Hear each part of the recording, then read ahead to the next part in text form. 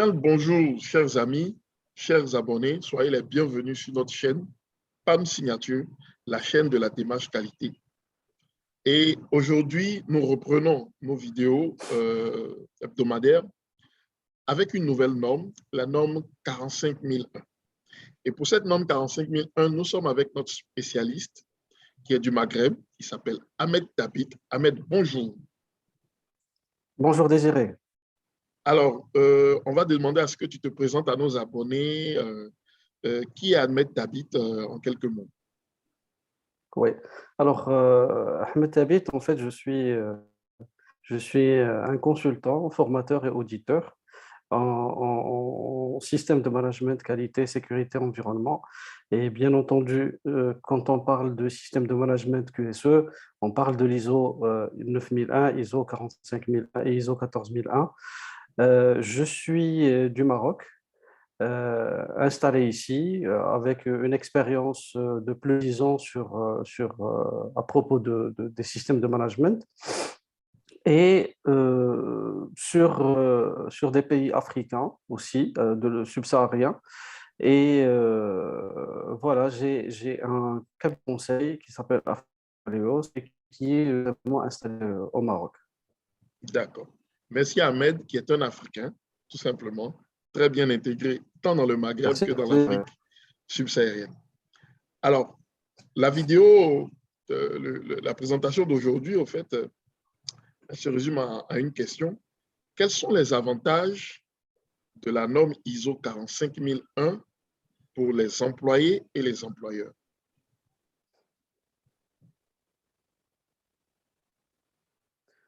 Oui, pour les avantages, en fait, l'ISO 45001, puisque tu as déjà fait une présentation de l'ISO 45001 Désiré, Oui, donc oui, on peut dire que déjà pour la 45001, voilà, on peut dire que l'ISO 45001, elle est venue afin d'asseoir une manière de faire un management dans une entreprise.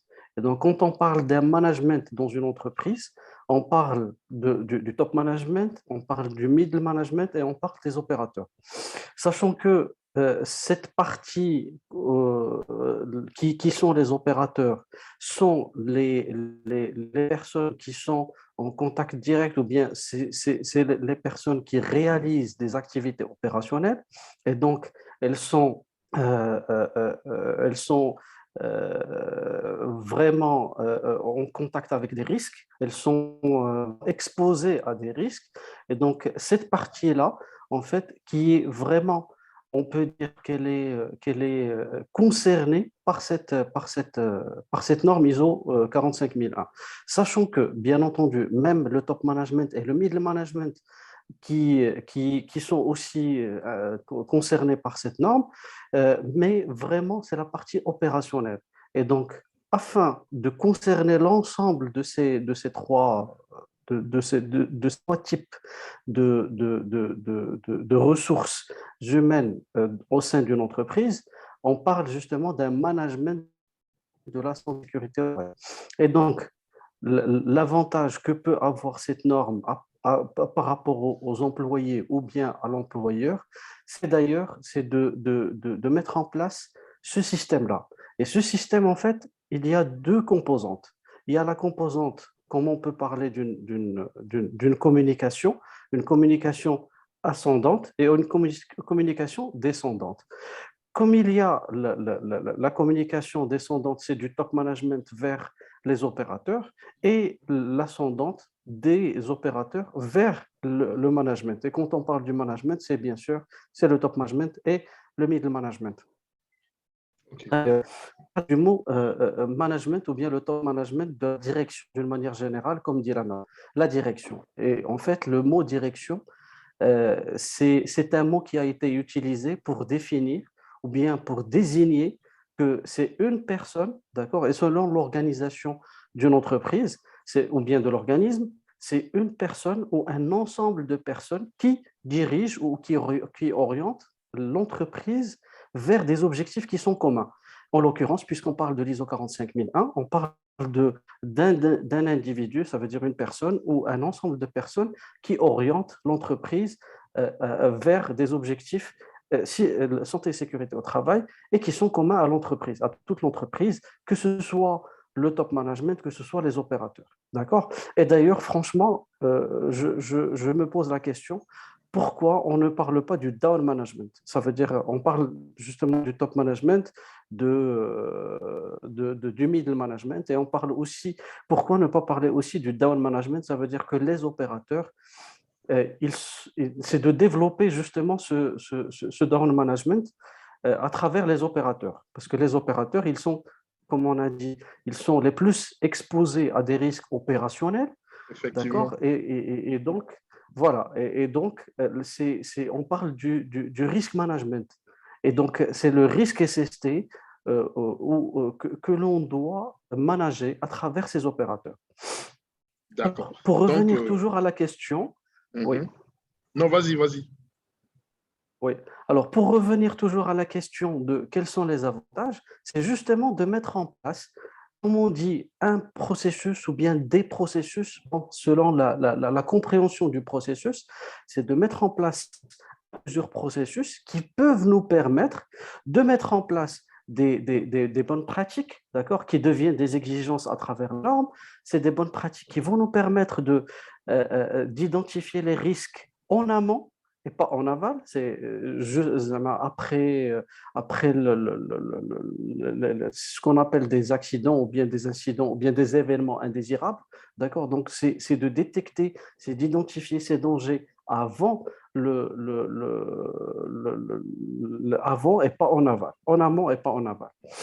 D'accord? Et donc, ce système de management qui va nous permettre de le faire, c'est l'ensemble des exigences de la norme et à travers justement, c'est ce qu'on appelle les procédures opérationnelles.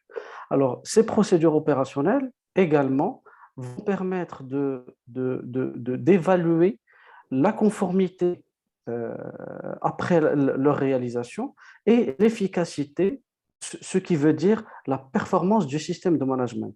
Et donc, pour les employés, c'est un système de management qui va leur permettre d'anticiper ces risques et donc œuvrer, et comme on dit œuvrer, ça veut dire que c'est eux qui vont réaliser les actions qui ont été identifiées, d'accord, pour faire face aux risques SST. Et par rapport au management, à la direction, l'employeur, c'est un système qui permet la performance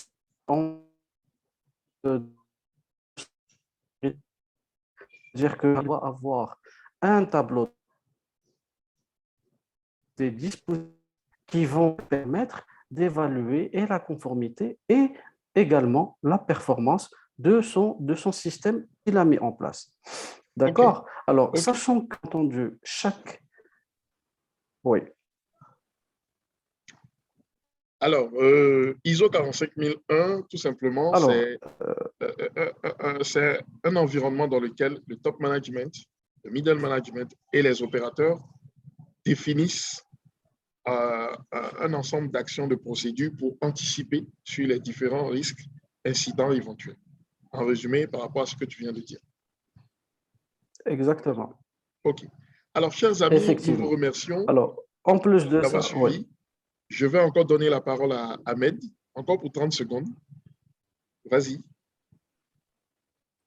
D'accord. Alors, justement, c'est le fait d'avoir ce système de management, en fait, il renforce la communication entre le top management et les opérateurs, Exactement. puisque tout à l'heure, on a dit qu'il y a une communication descendante et une communication ascendante. Et donc, ce type de communication, en fait, il permet de casser et d'éliminer les obstacles entre le top management et les opérateurs. Et les Et opérateurs, donc, effectivement. on va en parler dans une autre session sur la structure de la norme et comment ce système de management, en fait, il casse ces obstacles entre les deux niveaux de l'entreprise. D'accord. Merci beaucoup à Ahmed Tabit de Donc, nous voilà. avoir reçus chez lui pour cette première séquence d'une série sur la norme ISO 45001. Chers amis, n'hésitez pas à liker cette vidéo, à poser des questions en commentaire et surtout à bientôt. Merci.